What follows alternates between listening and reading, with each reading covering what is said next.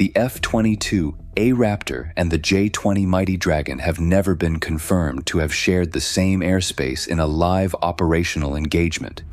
The intelligence community assesses that they have operated in the same general theater on several occasions since 2018, that both sides have been aware of the other's presence at extended range, and that neither side has acted to confirm or deny any specific encounter.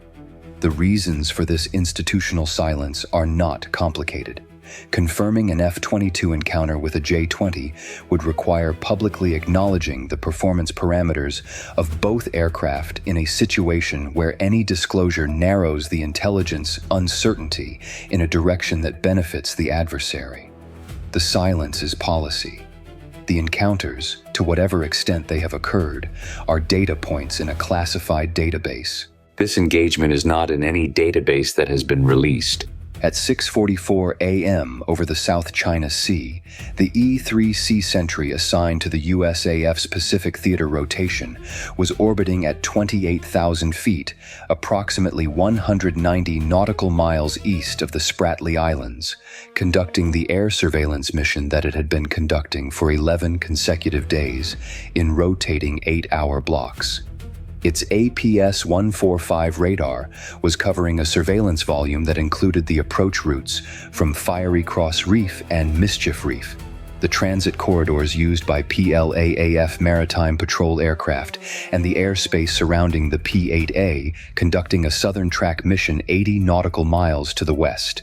At 6:44 a.m., the Sentry detected 3 J-16 contacts climbing from Fiery Cross Reef on a bearing of 087. East toward the Sentry's position. The J-16S had been climbing for 3 minutes before detection. The Sentry's radar coverage at the reef's distance required the contacts to be above a certain altitude before they entered reliable detection geometry. The characterization took 90 seconds and confirmed 3 KLJ-7A emission signatures, 3 large cross-section contacts consistent with the J-16 airframe, standard multi-role configuration. They were heading toward the Sentry. The Sentry was not a combatant. It was a command and control asset. Its surveillance volume, its radar emissions, its position, its altitude, its crew, all of these were essential to the air picture that U.S. and Allied air operations in the South China Sea depended on. Losing it would not be a tactical event. It would be an operational one. At 6:44 a.m. and 20 seconds, the Sentry controller noted something that changed the tactical picture more significantly than the 3 J-16 EXR. 2 contacts, 40 nautical miles north of the J-16 formation and 80 nautical miles northwest of the Sentry, at an altitude of 35,000 feet, bearing 027 from the Sentry. The contacts had not appeared on the radar gradually. They had appeared in a single scan cycle, not because they had climbed into detection geometry from below, but because whatever had been masking them had ceased. The 2 contacts were producing radar cross-section returns that the characterization algorithm spent 4.1 seconds on before producing an assessment that the controller had not seen logged against any contact over the South China Sea in 11 days of continuous operation. The RCS values, 0.06 and 0.09 square meters, not J-16 values, not J-10 values, not any 4th generation platform in the PLAAF inventory, values consistent with 5th generation frontal aspect, values consistent with a platform whose stealth performance had been assessed in classified threat models as producing exactly this range of returns from exactly this geometry. J-20S, 2 of them, 80 nautical miles northwest of the Sentry at 35,000 feet, apparently having climbed from a low-altitude transit below radar coverage, and now appearing as the J-16 formation provided the visible distraction from the south. The J-16S were the lure. The J-20S were the purpose. The F-22A had been at 42,000 feet on a racetrack 210 nautical miles east of the Sentry since 5:50 a.m. Not a standard combat air patrol, a dedicated high-value asset protection position, a posture that had been assigned specifically because the threat intelligence for this rotation had included an assessment that the PLAAF had been rehearsing long-range attacks on airborne surveillance platforms in their exercise programs. The F-22 was there because someone in the planning chain had believed this scenario was possible. The F-22 had been in Supercruise since 5:52 a.m.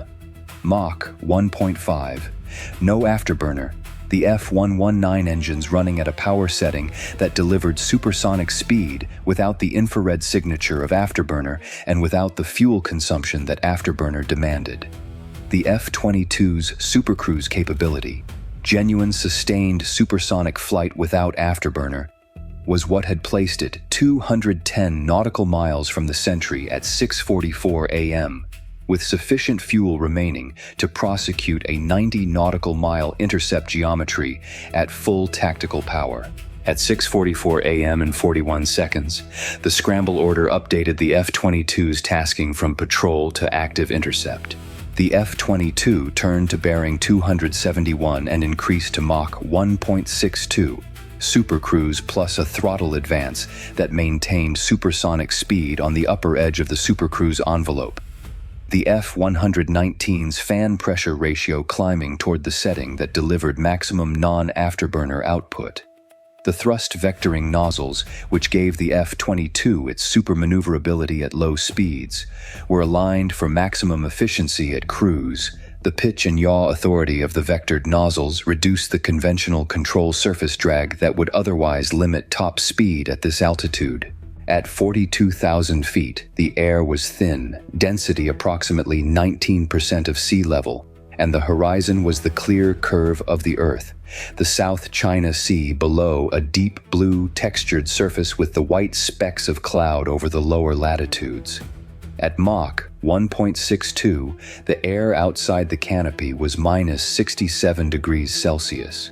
Inside the cockpit, the environmental control system maintained a workable temperature, and the pilot's situational awareness was the AN/APG-77's passive mode, building the picture from the electromagnetic environment ahead. The AN/APG-77 is designated low probability of intercept in its operational documentation for a reason that is directly relevant to the geometry this engagement required. Its emission characteristics are designed to make detection by opposing passive sensors extremely difficult at ranges where most conventional radars would be clearly detectable. Against the KWS-1A ESA radar on the J-20, a system whose passive detection capability had been assessed in intelligence products as moderate, meaning it could detect some LPI radars in some conditions, but not reliably and not at extended range. The AN/APG-77 in LPI mode provided meaningful but not absolute protection against passive detection. Meaningful but not absolute, the operative phrase for the next 41 minutes. At 6:48 a.m., range to the J-20 contacts, 182 nautical miles. The J-20s were at 35,000 feet, heading 092 east toward the Sentry at Mach 0.94. They had not activated the KWS-1. The radar on both aircraft was in standby. They were flying toward the Sentry in electromagnetic silence, using inertial navigation and datalink from the J-16 formation behind them to maintain their bearing on the Sentry's position. The J-16's KLJ-7A radars were active and were providing the targeting data that the J-20 crews needed. The J-16s were not approaching the Sentry. They were hanging back at 120 nautical miles, maintaining their radar coverage of the approach sector and acting as the sensor network that freed the J-20s to approach in electronic silence. The J-20 stealth screen architecture again, but this time pointed at the Sentry rather than at an F-35C cap. The AN/APG-77 in LPI mode was building a picture of the J-20 contacts with sufficient confidence for a track at 182 nautical miles. RCS returns in the 0.06 to 0.09 range. Doppler velocity profile consistent with sustained Mach 0.94, altitude stable at 35,000 feet.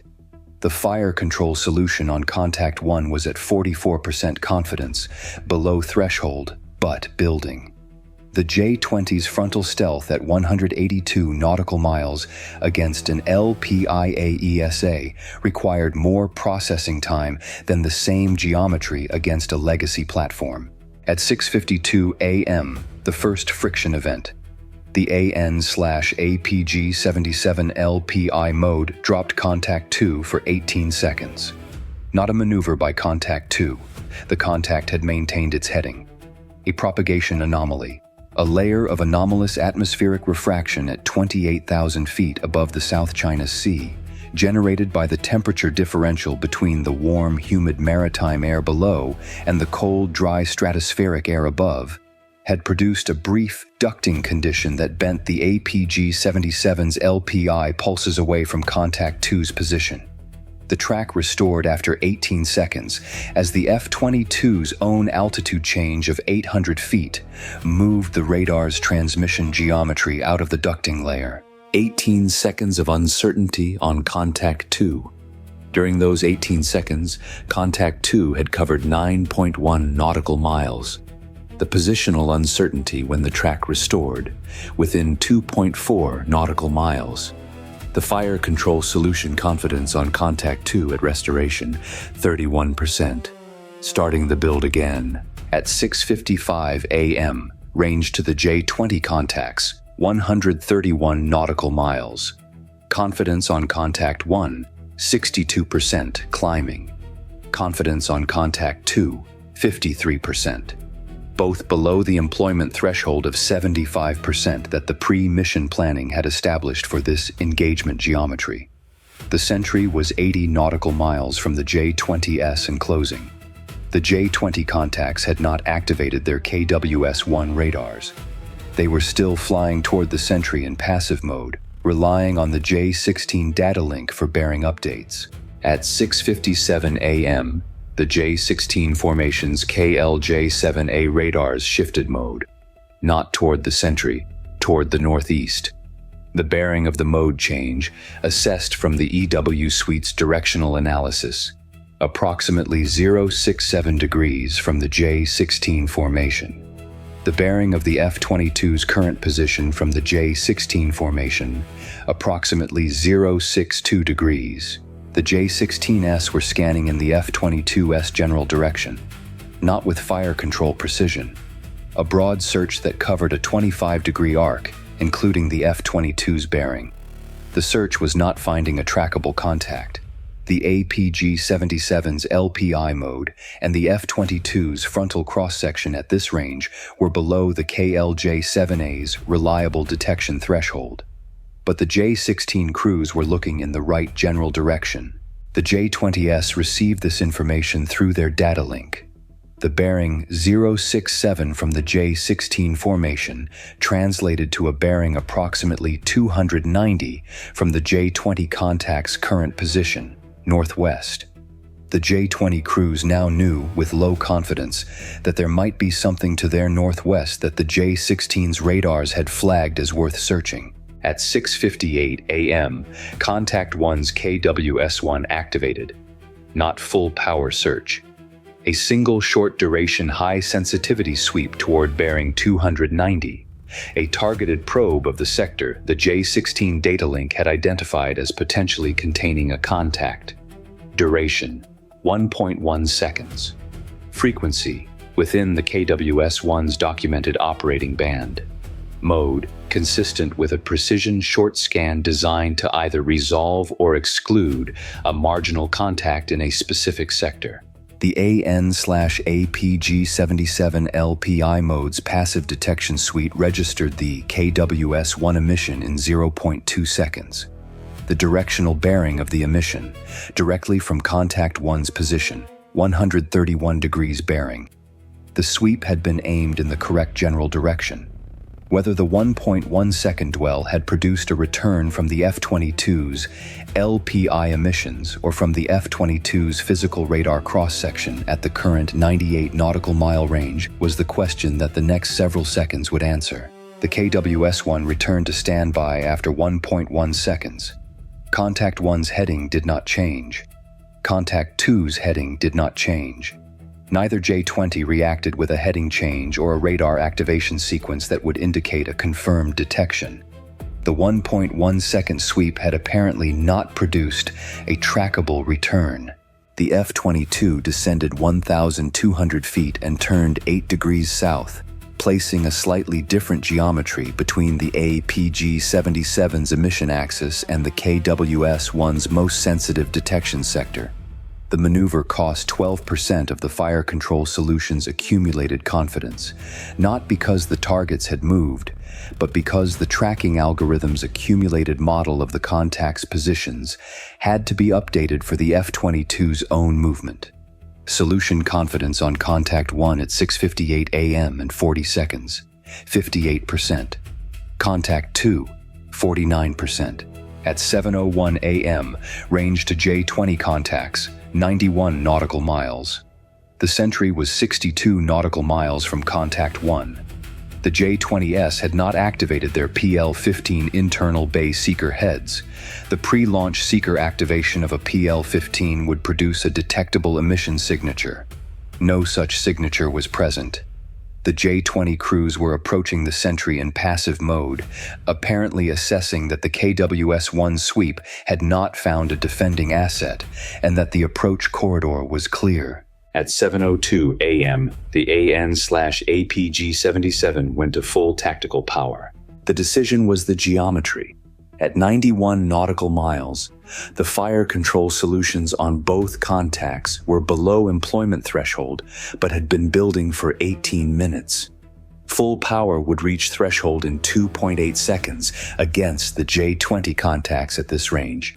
Full power would also be detectable by the KWS-1 and by the J-16 formation's KLJ-7A radars in approximately 0.3 seconds.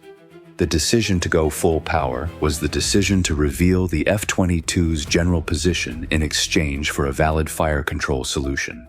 The fire control solution on Contact 1 reached 79% at 7:02 a.m. and 2.8 seconds after activation. Green. Contact 2, 74%, just below threshold. Both AIM-120D solutions began to build simultaneously. Contact 1's KWS-1 activated at 7:02 a.m. and 3.1 seconds. Full power fire control mode, sweeping toward the APG-77's emission bearing. Not a 1.1 second probe. A sustained track mode activation at full output. The KWS-1's beam narrowing toward the bearing where the APG-77 was transmitting. The AN/ALR-94 radar warning system on the F-22 registered the KWS-1 fire control mode in 0.2 seconds. The bearing 131 degrees.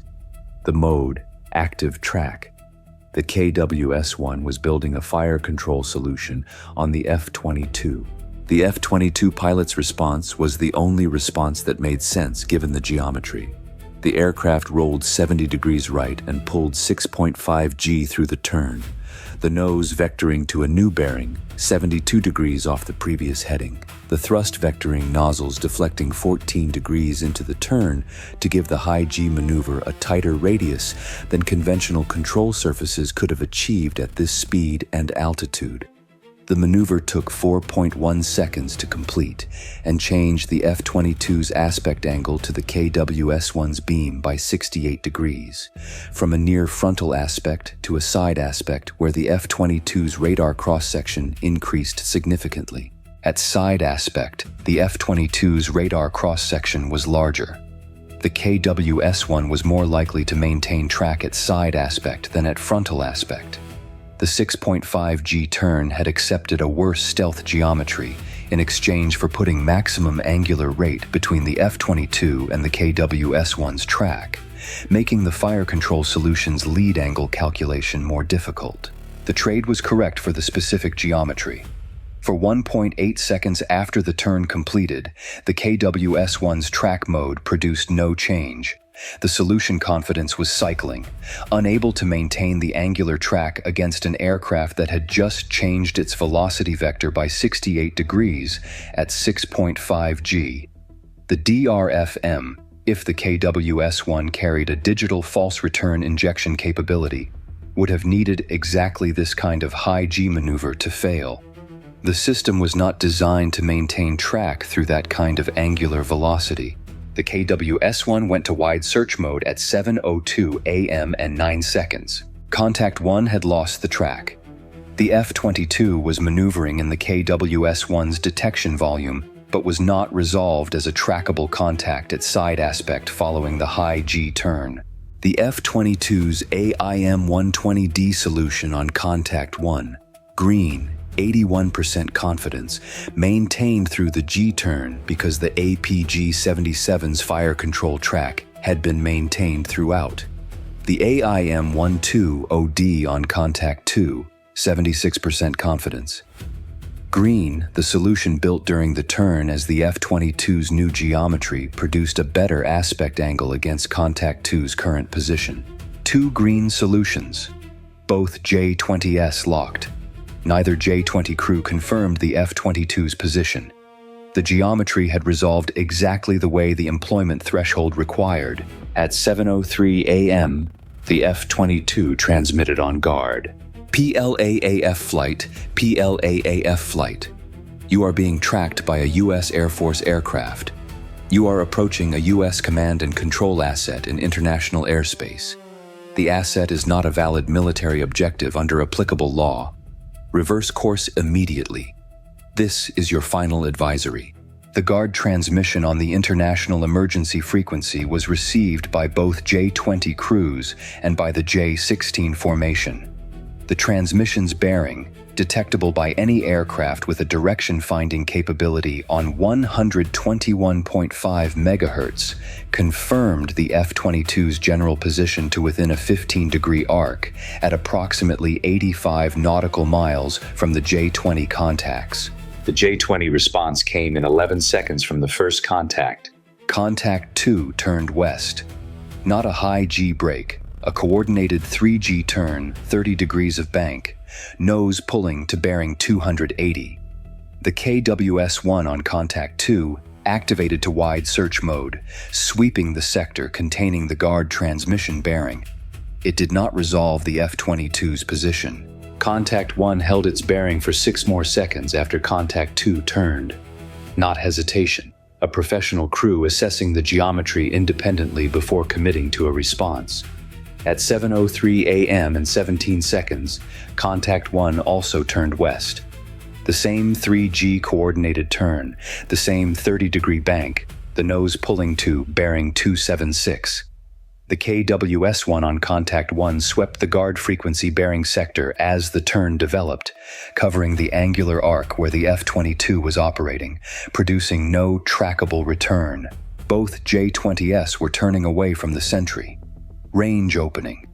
The Sentry at 7:03 a.m. and 20 seconds, still 58 nautical miles from Contact 1's previous bearing, now 61 nautical miles and increasing as the J-20s turned west. The J-16 formation's KLJ-7A radars shifted mode at 7:03 a.m. and 31 seconds. From the directional search sweep they had been maintaining toward the northeast to a wide area sector scan that covered the entire formation's frontal hemisphere. The J-16 crews had received the J-20's datalink updates, had heard the guard transmission, and were now scanning for the aircraft that had produced both. They were not finding it. At 7:05 a.m., all 5 PLAAF contacts, 3 J-16s and 2 J-20s, were on westbound headings. The J-16s were at 110 nautical miles west of the Sentry, heading 272 at Mach 0.92. The J-20s were at 74 nautical miles west of the Sentry, heading 278, speed increasing through Mach 1.04 in a shallow power increase that was not afterburner, but was clearly an intent to put distance between themselves and a situation they had not planned for. The Sentry at 7:05 a.m. was intact. On station, its APS-145 still covering the same surveillance volume it had been covering for 11 days. The P-8A to the west was continuing its southern track mission, its crew aware from the Sentry's transmissions that something had happened to the north, but not in possession of the full picture. At 7:07 a.m., the F-22 transmitted to Sentry Control. Control, Raptor lead. 5 PLAAF contacts egressing west, all bearing between 270 and 280. Ranges 74 to 114 nautical miles. No ordnance employed. Both J-20 contacts lost tracking lock before reversal, and observation of F-22 position confirmed. E-3 asset intact and on station. Fuel state bingo +9. Available for continued CAP. Bingo +9. The Supercruise approach, the 6.5 G turn, and the sustained full-power tracking phase had drawn fuel at rates that the pre-mission planning model had not fully captured for the combination of events that had actually occurred. Bingo +9 was workable. The continued CAP was possible. The F-22 held station north of the Sentry until 7:51 a.m., when the J-20 and J-16 contacts had cleared the E-3's surveillance volume by sufficient margin for the tactical picture to stabilize. The debrief ran 3 hours and 44 minutes. It was classified at a level that prevented any portion of it from appearing in any published or releasable record. This summary represents only what the geometry of the encounter itself reveals.